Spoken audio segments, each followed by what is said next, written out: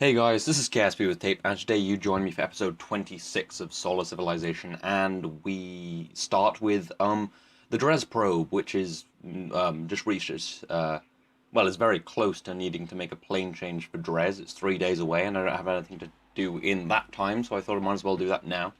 Um, so I've sped this up as it's fairly mundane. I'm just doing a quick plane change and slight fine tune, so I encounter Dres. This is a very old probe now. It was actually the first vehicle I made which used nuclear engines, I believe, and it has a very small fuel tank. Well, it has kind of one of those 90 unit tanks and then 345s on the outside. So it's bigger than it looks, but I quite like that it looks quite small. Um, this will be doing all the science, as much science as possible around Dres. It will be landing on it. It does have a lander. But yeah, it looks like we're going to encounter. I zoom in close just to tweak it so I come down really close to Dres so I don't have to expend any unnecessary fuel. Um, for those of you who don't know, I'm using Conic Patch Mode 3. In the settings.cfg file in the KSP folder, you can actually change it so you can see your encounter right up close to the planet, which is very nice for fine-tuning. And I'm just going to um, add a alarm thing for when I actually encounter that. And in 12 days, there'll be a plane change for ETV Ammo 1 Kepler, the Eve spacecraft that's, well, headed for Eve. Anyway, now we've got a much cooler thing. This is this is about as powerful a rocket as I can get without just going crazy. This is taking a new station to orbit, which you'll see in a bit. This is my Triton 2 with 6 solid rocket boosters, the biggest ones I have right now. It is not in reusable format because this payload is very heavy, so I just needed a rocket that could lift it, and it will, oh yeah. I'd like to reuse this, but I can't really because I need all of the Delta V I can get. It's actually got an upgraded upper stage. Those 6 boosters are very powerful. Those are the ones that were added in the NASA pack, so that gives me enough thrust to weight ratio and enough Delta V to get all the way to orbit. Those two almost smash my fairings off, but I don't really know what happened with that. I assume they were throttled down, or I put too much fuel in them, or something like that. Anyway, now we're going to ignite the main engine again to push us further into orbit. I'd quite like to unlock the 3.5 meter part so I can make a reusable huge rocket that can take hopefully at least 50 tons to orbit. All my rockets are hopefully going to be reusable. Obviously, this one isn't, but that's kind of what I'm working on in this because I believe to truly populate space, you need to fully and rapidly reuse rockets, kind of like Elon Musk. So that's what I'm going for with this. This top stage actually has quite a lot of fuel left, but I didn't want to risk it and not bring enough fuel. So I might as well. I could have used the lighter upper stage that was from Triton 1, but it doesn't really matter. This rocket was incredibly expensive. Anyway, this is a fueling station. It's fairly basic. It is not actually designed to keep crew on it, but it can have crew. I don't think it has crew right now, but yeah, I need to move this. But I only have engines to move, so I smash into this station, which isn't great. The station can't move. I should really have put some RCS on it. But anyway, I'm just going to deorbit this. I've forgotten if I try to reuse it. Probably not. I'm just going to let it smash into the floor. Anyway, this is at a 100-kilometer orbit. It will be for all of my spacecraft to reach. There will have been a blip there. My software just died. Anyway, you join me on Duna with the Ares lander and Jebediah Kerman. I need to go and grab that science from the probe over there. I do have enough. I do have enough Delta V to jump over there, so that's fine. So yeah, I'm just heading over there. Deploy the chutes again because save as much fuel as possible. I thought this would be much more enjoyable than running over there, because that's like 11 kilometers, and there's problems with TAC life support, so that would be a problem. Anyway, we're coming down fairly close to it. This is about as close as I could get. And I tried to pick out some flattish land, because it's not a particularly stable lander, as it turns out. I thought it was, but yeah. But that land's fine. I'm only 300 meters away, which is a perfectly acceptable run. Jebediah falling like a putz there. This is all at 4 times time accelerate, so this running is at 16 times time accelerate. I thought I'd just leave that in because it would be fun. But yeah, here's the Juno Explorer probe. I should have really given it a name. I'm just going to grab all the science I can get because, well, every bit of science that's been taken. Because then we can return lots of science to the, well, to Kerbal, and then get lots of cool stuff and make bigger and better rockets. Yeah, there's Ares over there. Hopefully I'll be able to return the Duna Explorer fairly soon, but the transfer window's not for a while, so I mean, I'm going to have to think of many more missions to do before it gets back. We have the Eve Explorer going out. But anyway, I think it's time to leave now, really. Just go into an orbit. It has tons of fuel. It doesn't look like it does, but Duna's got a very thin atmosphere and is only about a third the gravity of Kerbin, so that's fine. Those stages run out. It is a two-stage lander, so that's why it has so much delta V. And now I just push myself into orbit. I've only left Duna a few times, so I'm not sure the most efficient way to do it because, atmosphere and stuff. You don't want to spend too much time in the atmosphere, but again, it is very thin, so you want to tip over quite a bit. So I just go into orbit, and I have enough delta V to kind of mess around. I put myself in a fairly low orbit, and now it's just kind of a matter of getting back to the Duna Explorer spacecraft. So it'll just require a quick burn. And that looks pretty good, actually. I was very, very lucky to get that. Just get as close as possible, burn out my relative velocity. I have almost 800 meters a second of delta V left in the spacecraft, so I can maneuver like hell. And I have so much delta V left in the Duna Explorer because I overbuilt it, that it should be fine. But I can put a bit more fuel back in it, hopefully. I do tend to overbuild my interplanetary spacecraft. My normal spacecraft, like my launch vehicles, are really underbuilt. I mean, there's like close to the line of just getting into orbit as I can possibly get because, I do. But then with interplanetary, I go a little over the top. And I do have a bit of transmit data that I can transmit. Anything with 100% transmittability, I do transmit back.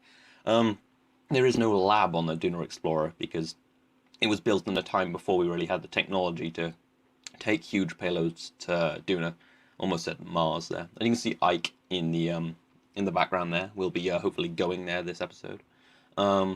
Just perform the burn. But there is an antenna on the Duna Explorer that we can use. I don't have any RCS on this, so the docking will be incredibly fun. There is RCS on the Duna Explorer if need be, but it's a very big spacecraft, so I'd rather not have to use that. But I've gotten pretty good at rendezvous and docking in all my time of playing KSP. Anyway, it's time to equalize our velocity and just get close to the spacecraft. Most of this video is at 4 times time accelerating, like most of these are, because some of it's like burning's a bit mundane, but I don't want to cut it out because then there's nothing in the video. But yeah. Anyway, here we go, right at the Duna Explorer. Pretty nice. Just using my engines to move as close to it as possible. Don't break that solar panel. We'll probably need that. I didn't put a huge amount of solar panels on this spacecraft, just enough. Hopefully I'll unlock some bigger solar panels soon. I don't really need them, but it would be nice. And for ion-powered spacecraft, it would be quite cool. I have lots of cool ideas for ion-powered landers, for stuff like Minmus, possibly even the moon. Oh, and there's lots of nice texture glitching on Duna right now. I'm not sure what's going on with that. I don't use better atmospheres, so it is just a core game. And just me finagling this, not being very good. And just trying to get as close to the target as possible. Making tiny corrections. Gonna hit the Duna Explorer pretty hard. I tend to dock it as slow as possible, but 0.4 meters a second is acceptable in Kerbal Space Program. So I'm going to get all the data across, all the fuel across, and then I'm going to get rid of that lander because I simply don't need it. And it's nice to have a little extra delta V by carrying a little less mass. So just take the data. Fairly standard stuff. I got 9 reports. That's a ton of science. I'll transmit as much of it as I can later. So I'm not sure I'm even going to need the return vehicle because the return vehicle leaves most of the stuff in Duna orbit, like the big fuel tank and the habitation module, but I might have enough fuel, enough delta V on that stage I'm hovering over now to get all the way back, but I am going to use quite a bit of it going to Dres, but because I'm in an inclined orbit and Dres is so big and moves around in its orbit, I'm going to not need too much fuel to get back, as it turns out. I'll just get as much everything from that spacecraft as possible. So I put the little bit of monopropellant I could get into the pod out of it, and just the food and stuff, all the life support. Might as well take it. Probably won't need it, but it's always good to have it. And just get rid of my waste and oxygen and stuff. My waste oxygen, my waste water, and my carbon dioxide. It's best not to have in there. I'm getting some of this glitching wherever I click, all the UI disappears. I'm not really sure what that's about, but it's horribly annoying. Anyway, I should probably get rid of this lander fairly soon. There's nothing left I can transfer. So yeah, I mean, I'm just going to use the undocking force to move it away from me, and then I have a plan to separate the spacecraft so it'll go further away because now I have no fuel. I can't actually move away. I should have left a bit so I could deorbit it really, but hell, well, I can't reuse it now because I'm about to decouple it. Um, yeah, this is where I realized, oh yeah, I took all the fuel out and don't have any RCS, so I can't move it or deorbit it. But I do have the decoupler force to move the spacecraft apart, so there'll be two parts far away. Yeah, look at me trying to get away there. Um, but yeah, we can just decouple it, and it'll slowly move away from each other. And the Lunar Explorer, most importantly, we don't want it warping into the spacecraft, then coming out of time warp and breaking it. I mean, obviously I could quick save, but I'd rather not. And I can just use the RCS on the Lunar Explorer to move away. Anyway, I think I want to go to Dres. Not Dres. Did I call it Dres? I meant Ike. That'd be pretty impressive if I took this out to Dres, which I think I probably could do, but maybe not get back from Dres. Yeah. So if I do that and wait a couple of orbits, I can actually get pretty close. It's not a particularly efficient burn, but it's only a few a few meters a second delta V. I mean, kind of like a 40 meters per second burn gets me a nice encounter. But I don't think that's good enough, actually. I left all this in. It is sped up, but I did leave it in because it was very interesting how I actually ended up getting my encounter. I don't want to do a burn that big because I simply don't need to, and that's going to throw me off into interplanetary space. And I'm planning on using an Ike gravity assist to just push me into the same orbit as you'll see in a minute, while I figure it out. I didn't actually get the gravity assist brilliantly perfectly, but it wasn't what I'd call an accident, I guess. See, there you go. This is basically, if I do that, it's a very small burn, 8 meters a second, and it'll push me out into the same orbit as Ike, and then I'll re-encounter it um, without having to expend really any fuel. Um, so that's the plan. I'm going to just make a very small burn, basically unnoticeable, maybe 8 or 10 meters a second. Get close to Ike, use Ike's gravity to accelerate me into a orbit, kind of like Ike's orbit, and then move into. And then I'll re-encounter without having to. I don't think I have to burn at all to re-encounter, and then that'll kick me closer to Ike, as you'll see in a second, and that will then put me very close to Ike so that I can just burn into orbit. However, something else happens, which means I don't actually have to burn into orbit, which you'll see in a bit. Ike is a very cool moon for orbital mechanics. As you saw there, I do get an encounter without having to make a burn, I believe.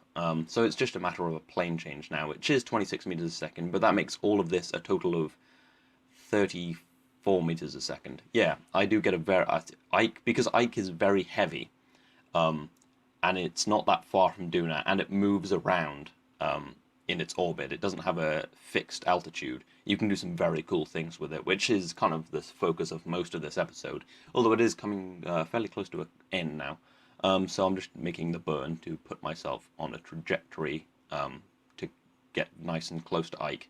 And my screens go off. I need to commentate this. This is very cool.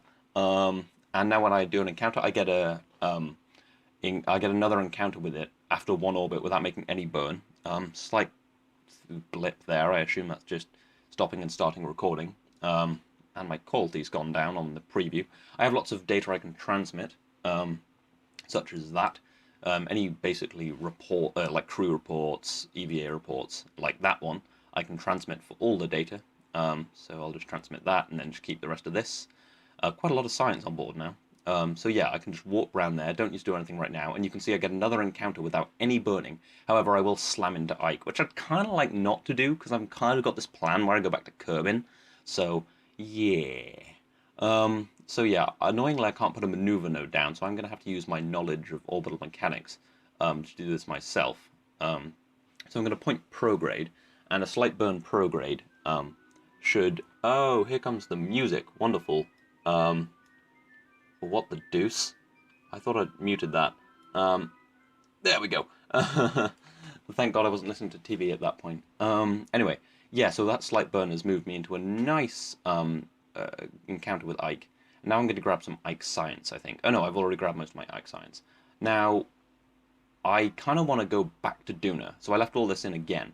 I want to be in the kind of a similar orbit as I was before. However, it is quite a big burn to do that and kind of difficult because it'll just throw me into Ike. So, yeah. So I've kind of got this playing around with small burns, trying to get me as close to Duna as possible. And I figure that just a quick burn there, it's maybe a few hundred meters a second delta V, would put me back in a good orbit-ish.